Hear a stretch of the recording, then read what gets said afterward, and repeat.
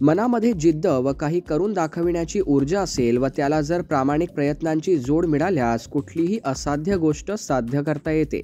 आपल्या कमजोरीला आपली शक्ती मानून जर प्रबळ इच्छाशक्ती व महत्त्वाकांक्षा बाळगली तर सामान्यांनाही लाजवेल असे कार्य असामान्य व्यक्ती घटकांकडून होत असते.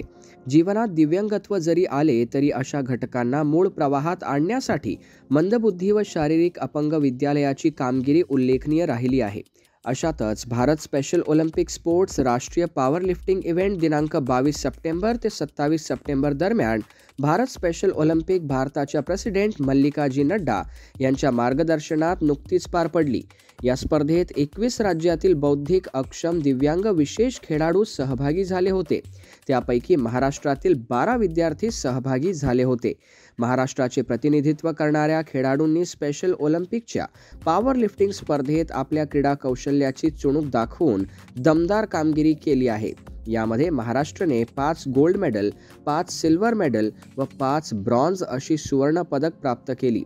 अमरावती जिल्ह्यातील करुणा साकी गोल्ड मेडल तर गोविंद विरुळकर सिल्वर मेडलचे मानकरी ठरले.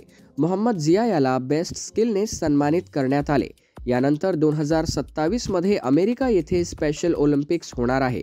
महाराष्ट्र स्पोर्ट्स डायरेक्टर जितेंद्र ढोले व अमरावतीचे प्रशिक्षक प्रवीण राऊत यांच्या मार्गदर्शनात बौद्धिक अक्षम दिव्यांग विशेष खेळाडूंनी क्रीडा स्पर्धांमध्ये अमरावतीचा नावलौकिक उंचाविला आहे.